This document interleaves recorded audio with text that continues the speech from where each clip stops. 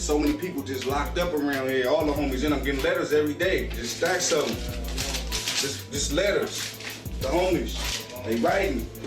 We'll be back though. We'll bounce back. We're still out here holding it down though. Gray Street to the fullest. The funny thing about 2008, I mean, it was never funny because we lost good people, and good people got shot. Good people lost their legs.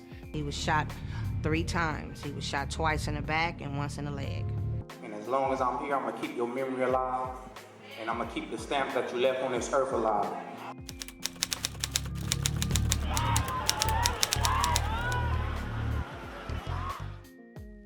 The name Brandon Bullard might not mean much outside of Watts, but inside the Jordan Downs projects, he was the heartbeat of the Grape Street Crips, a respected veteran, a shot caller, and a leader. And if he don't want to listen, we're gonna whoop his ass again and get him out of here. Listen, man, around here, we go by rules, man. So when he was killed, it set the whole city off. Drive-bys, ambushes, back-and-forth shootings that left 26 people hurt and 9 dead in just 6 weeks.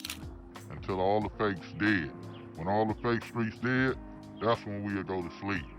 Right now, we just continue on keeping it cracking. The feud got so wild, some experts called it the most violent and long-lasting rivalry in Watts. Let's get into it. Brandon Bullard was practically royalty. He was one of the key leaders and veteran members of the Grape Street Watts Crips, a man who didn't just represent the set, he was the heartbeat of it. Most people on the streets knew him as BL, short for Brandon BL Bullard, though he also went by BZ, Busy, and sometimes Baby Lock, depending on who was talking. But to his neighborhood, he wasn't just a gangster or a shot caller. Brandon was loved. He was the kind of guy who would look out for his people, slipping a few dollars to someone struggling, breaking up disputes before they turned deadly, or making sure nobody from Jordan Downs was disrespected by outsiders. He was also remembered for something a lot of people didn't expect: his skills on the football field. Before the streets claimed him, he was considered one of the best athletes to ever come out of those projects.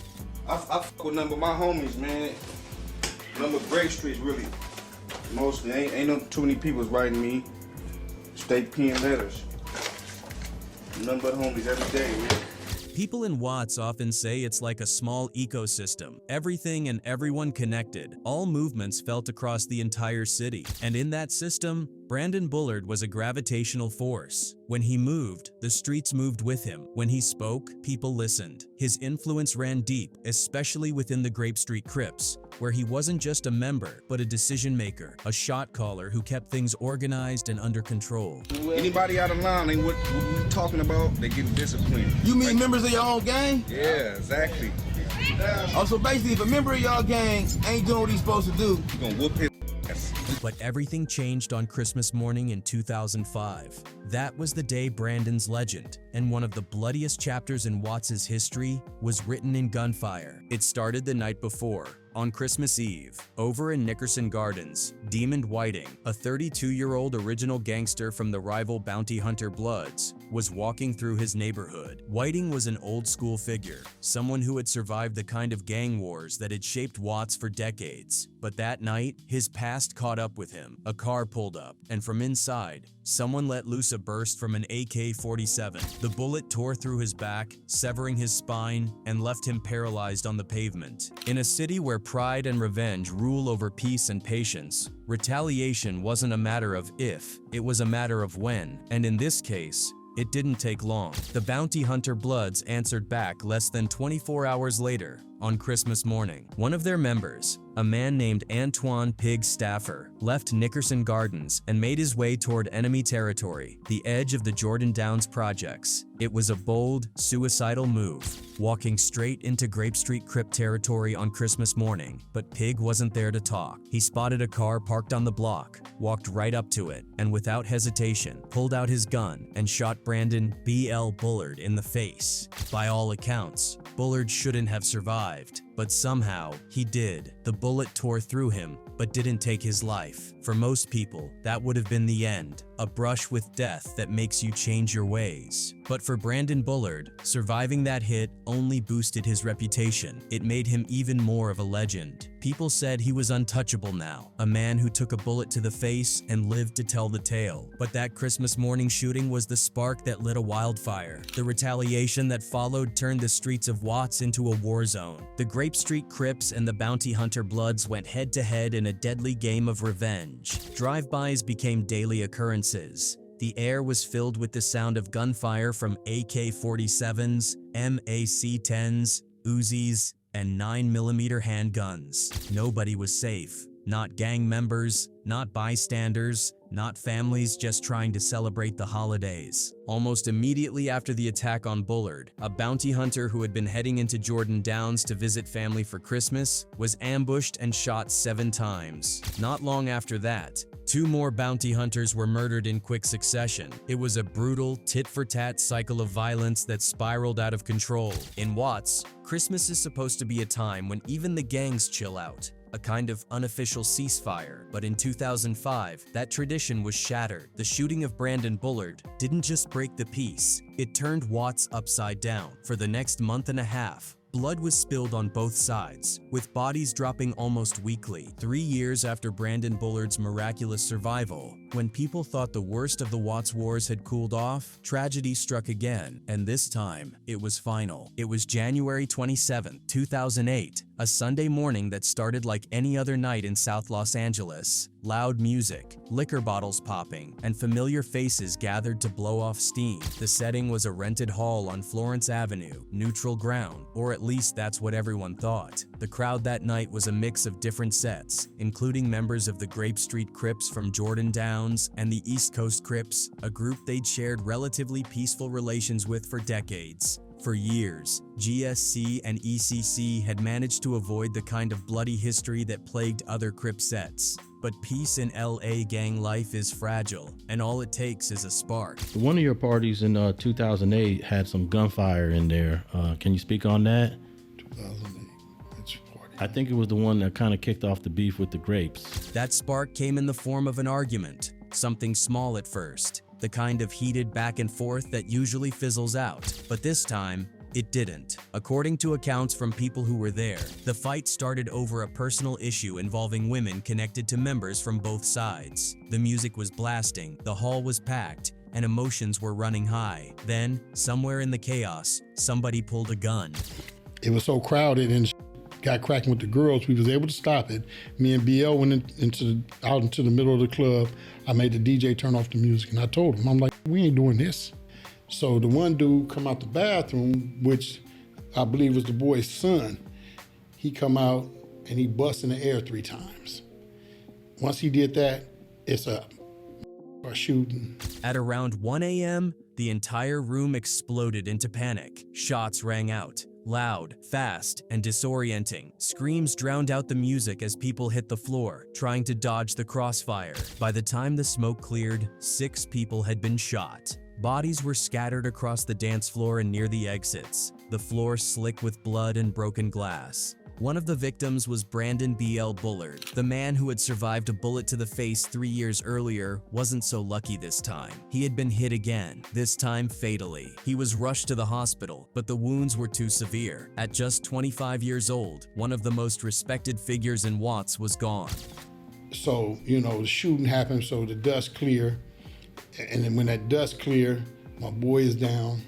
Among the 5 others shot that night were 2 women, one of whom was reportedly paralyzed for life. The party that was supposed to be a night of celebration turned into a massacre. The moment news broke that BL had been killed, the atmosphere in Watts shifted instantly. This wasn't just another gang member getting caught in the crossfire. This was the guy, a man who had helped keep the Grape Street Crips grounded and organized. His death wasn't just a loss. It was a declaration of war. Police detectives who arrived at the scene didn't need to speculate about what would happen next. They knew exactly what was coming. The last time someone tried to kill BL, Watts descended into days of bloodshed. Now that he was actually dead, the fear was that the whole city could erupt. Within hours, that fear became reality. By the afternoon of that same Sunday, retaliation was already underway. The targets weren't random. They were from the East Coast Crips, the same group that had been present at the party. Around noon, a man identified by police as Ezel Easy Ford, an ECC member, was shot in the leg near 66th Street and Broadway. It was a clear message from Grape Street. This isn't over. But the violence didn't stop there. Just 12 hours after BL's death, the war came home to Jordan Downs. Mario Gus Proctor, a 22-year-old Grape Street Crip, was standing outside on a porch in the projects, mourning the loss of his friend and leader. Then, a black Chevy Impala slowly rolled past the building. The car made a U-turn, came back, and opened fire. 17 shots tore through the air, ripping through the quiet night. When the car sped off, Proctor lay dead, shot in the head, arm, and knee. It was another senseless killing in a cycle that seemed endless. Police wasted no time. Surveillance footage from Jordan Downs captured the Impala's license plate, and within days, detectives tracked down the two men responsible. The driver, Daniel Colvin, and the shooter, Cedric Johnson, were both arrested and later convicted of first-degree murder. They were each sentenced to 50 years to life in prison. The violence didn't just stop with BL's death, it exploded. The very next morning, before the city even had time to process what had happened, blood was already spilling again. At around 8:45 a.m., less than 24 hours after BL was killed, 19-year-old Von Knott was gunned down in an area heavily frequented by the East Coast Crips. That murder set off alarm bells across Watts. The streets were officially on red alert. Detectives, community leaders, and even older gang members who had seen plenty of wars before all said the same thing. This felt different. It wasn't just another round of tit-for-tat shootings. This was personal. This was war. Within just 36 hours of BL's death, Watts was completely engulfed in chaos. Police scanners were lighting up nonstop. Shootings in Jordan Downs. Gunfire near Nickerson Gardens. Another call from the PJs. In that short window, officers responded to 10 different shootings. By the time the smoke cleared, 4 people were dead and 17 more were injured. But the next 6 weeks were hell. Drive-bys became an everyday thing. Retaliation was happening in broad daylight, sometimes just hours after a killing. People were ambushed while standing outside their homes or sitting in cars. Mothers kept their kids indoors. Stores closed early. And even the schools felt the pressure. Attendance in some Watts classrooms dropped by half because parents were too scared to send their kids out. The neighborhood had turned into a battlefield. The air was thick with tension. Every loud sound made people flinch. Nobody knew when or where the next shot would come from. In total, 26 people were wounded, and 9 were killed during that 6-week stretch. But the most devastating blow of all was still to come. 2 months after Brandon Bullard's death, tragedy struck the Bullard family again. On March 18th, 2008, BL's younger brother, Kejuan Tweeter Bullard, just 23 years old, was shot and killed at a skating rink in Cerritos. It was a cruel twist of fate. Kejuan had stood at his brother's funeral weeks earlier, speaking about loss, pain, and hope for peace. Now his family was burying him too. If that wasn't enough heartbreak, one of the young men who had been shot alongside BL at the Florence Avenue party, 17-year-old Bruce Tanky Adams, died from his injuries in April. 3 lives connected by brotherhood and neighborhood loyalty, gone in a matter of months. For the Bullard family, it was almost too much to bear. 2 sons lost within weeks, both victims of the same cycle of revenge that had gripped Watts for decades. For the community, it hit even harder. People came together for candlelight vigils, covering walls with posters and murals that read,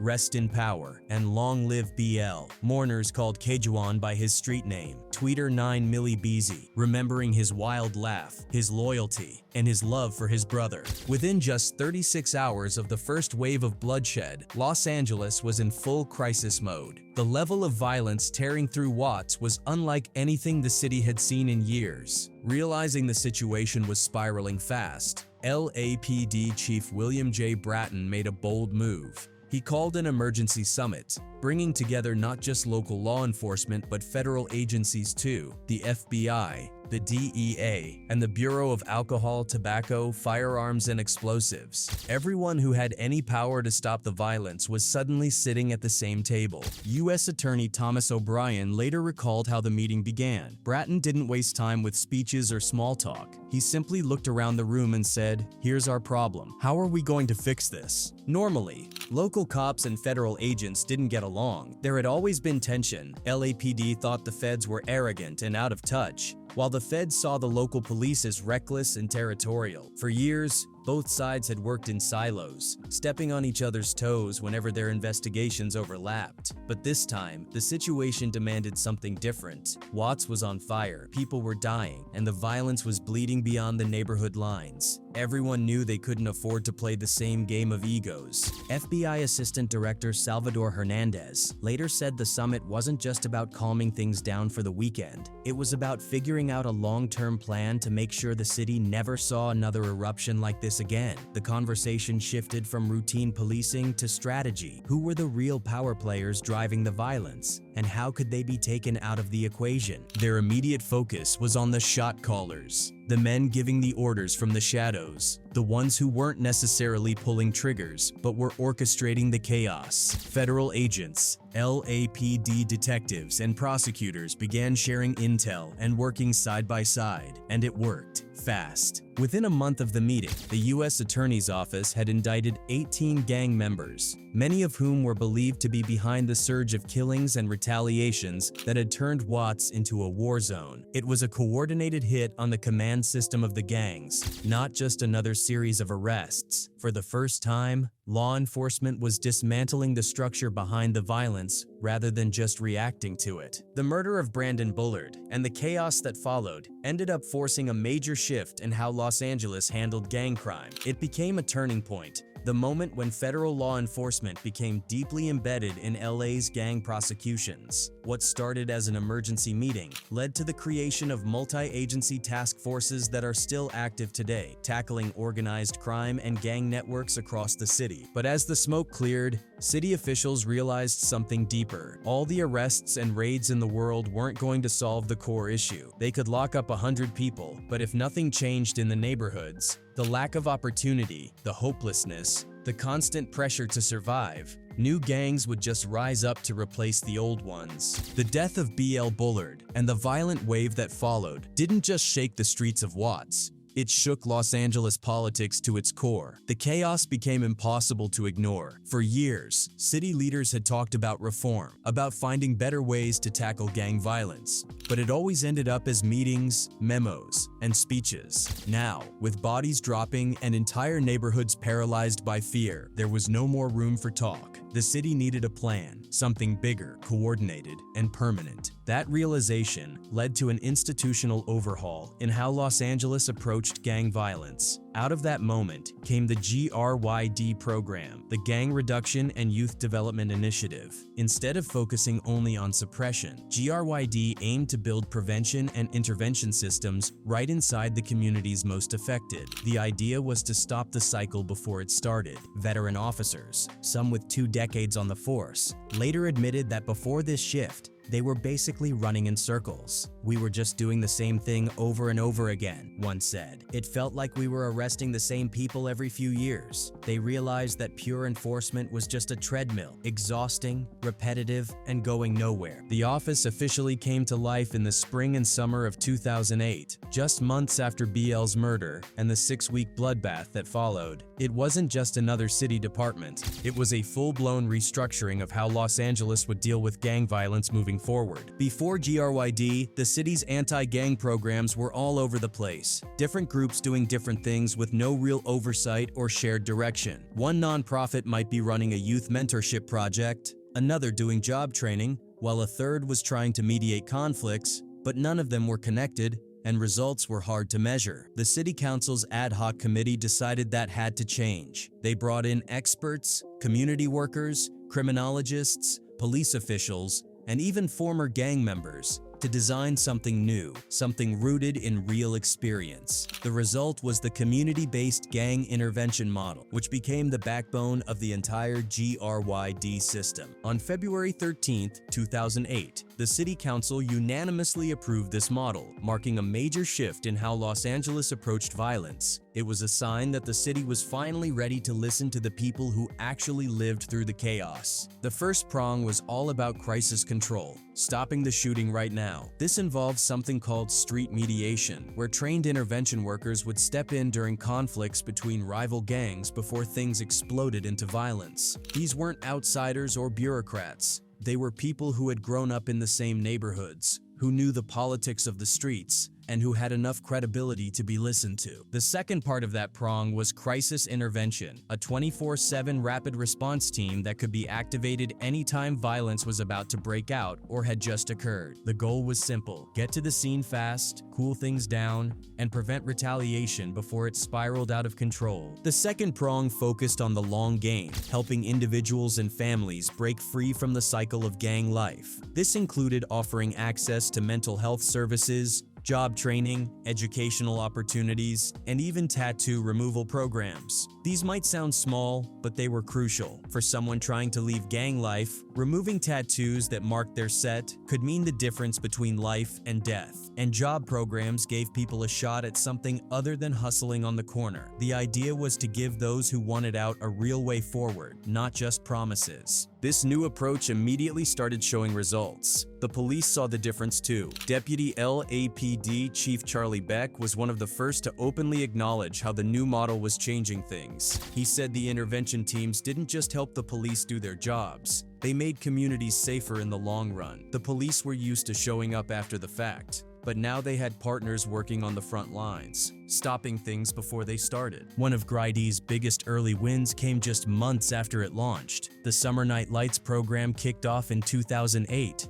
turning local parks, once hotspots for violence, into safe community spaces during the summer. Parks that used to go quiet after sunset suddenly had music, sports, food, and families out past dark. The idea was simple but effective: keep the lights on, keep the streets busy, and give young people a place to be that wasn't tied to gangs. The impact was immediate. That first summer, violent gang-related crimes dropped by 17% around the participating parks. Even more remarkable, gang-related homicides in those areas fell by an 86%. For the first time in years, communities saw a summer without constant gunfire echoing through the night. But despite all the big plans and the optimism surrounding the city's new anti-gang structure, reality hit fast and hard. The GRYD program looked great on paper, but on the ground, it was clear that Los Angeles was trying to fix a wildfire with a garden hose. The scale of the problem was massive, and the resources simply weren't enough to match it. The entire gang reduction strategy was given a budget of about $26 million, which might sound like a lot, but in a city as big and deeply entrenched in gang politics as LA, it was almost nothing. People working on the front lines described it as a small bucket trying to empty a flooded ocean. There were tens of thousands of active gang members across the city at the time, but the program's limited funding meant that intervention teams could only reach a tiny fraction of them, barely over 1% of the total gang population. That's like trying to calm down a riot by talking to just one person in the crowd. Intervention workers, community leaders, and even police officers who believed in the new system could see the gap between ambition and reality growing wider every day. And money wasn't the only problem. The structure itself came with new layers of bureaucracy that complicated how things worked. A major part of GRYD's plan was accountability, making sure every dollar and every action was tracked and measured. That sounded good in theory, but in practice, it slowed everything down. To decide which young people qualified for help, the city introduced something called the Youth Services Eligibility Tool, or YSET. It was meant to bring structure and fairness to the process, but it often did the opposite. The YSET system relied heavily on a standardized questionnaire and scoring method to determine which kids were at high risk of joining gangs. But interventionists, the people actually out in the streets, started noticing a problem almost immediately. Many of the kids they knew personally, the ones who were clearly headed down a dangerous path, weren't qualifying for services because their YSET scores didn't meet the official threshold. Contractors would send in hundreds of referrals, only to be told that more than half of them didn't qualify for help. To the workers who knew these neighborhoods inside out, it felt felt like a slap in the face. They saw firsthand which teens were being pulled deeper into gang life, but the city's data-driven system didn't trust their judgment. This over-reliance on data made many interventionists feel like their real-life expertise, built from years of experience and survival, was being ignored. They weren't trained social workers or academics. They were people who had grown up in the same environment as the kids they were trying to save. They understood the unspoken rules of the streets, the signs of a brewing conflict,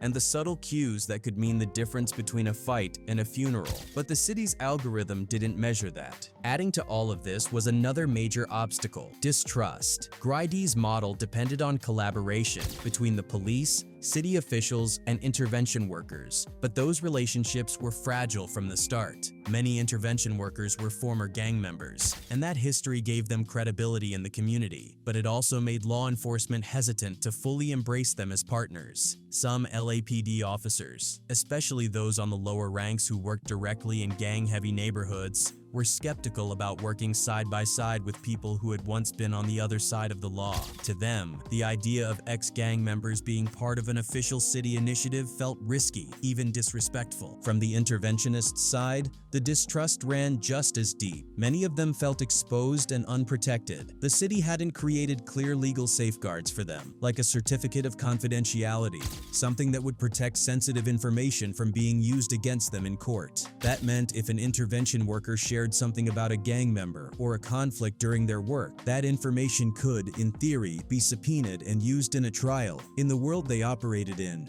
that kind of exposure was deadly. Sharing details or names that later became public could get them labeled as snitches, and in gang culture, that's a death sentence. So even though GRYD was a major step forward, it was also a fragile experiment built on shaky ground. It had the right intentions, but not enough resources, not enough trust, and not enough protection for the people doing the most dangerous and important work. But while the city was busy rolling out its new anti-gang strategy and pushing indictments against 18 members, the streets were still burning. The Grape Street Crips and the East Coast Crips were knee-deep in a war that, according to many in Watts, Grape Street wasn't really ready for when it started. Some East Coast members bragged that in the early stretch of the conflict, they were already up by double digits, claiming a rough 13-2 lead in the first few months. Whether or not that number was accurate didn't really matter. Both sides admitted that the toll was heavy. Plenty of respected names on both ends got caught up in the gunfire. It was a war where nobody really won. Even after that initial 6-week wave of bloodshed that made headlines across Los Angeles, the violence didn't fade away. It just shifted, stretched out, and kept pulsing through the streets. 15 years later, the tension between Grape Street and East Coast hasn't disappeared. It might not be as explosive as it was in 2008, but the hate runs deep, and the memories are still raw. So for the next 5 years, it was definitely a war between the East Coasters and the Grapes. I don't know if it's officially over, but it's definitely it's definitely decreased. For the people who still call Watts home, that year is more than history. It's a scar that never really healed. Everyone growing up in the projects knows how dangerous life still is. You can't just walk through certain parts without permission, especially on the east side. There's a constant edge in the air. And even with all the supposed progress and policy changes, the streets still have their own system. Inside Grape Street, leadership runs deeper than any city council plan or police initiative. Many members still take orders from OGs locked up in the pen, men who might have been gone for years but still call the shots from behind concrete walls. Their words still carry weight, and their rules still dictate how things move on the outside. Anyone who slips up or disrespects the code faces consequences, usually violent ones. That discipline is what keeps the gang alive, generation after generation. The death of Brandon Bullard left a mark that time hasn't erased. To his people, he wasn't just another casualty. He was a leader, someone whose name carried respect across Watts. Even today, his legacy lives on. The area near his old apartment is now known as Beasy Line, a stretch of turf that still holds gatherings in his honor. They throw parties there, not just to remember him, but to remind everyone of what he represented. But the tragedy of BL wasn't just about one man, it was about what his death revealed. His murder didn't bring peace. It forced the city to realize that it couldn't just police its way out of the problem. It had to build something stronger, something lasting. But for the people in Watts, the story didn't end there. The ghosts of that summer still linger, in the murals, in the names shouted at vigils, and in the lines that still divide neighborhoods.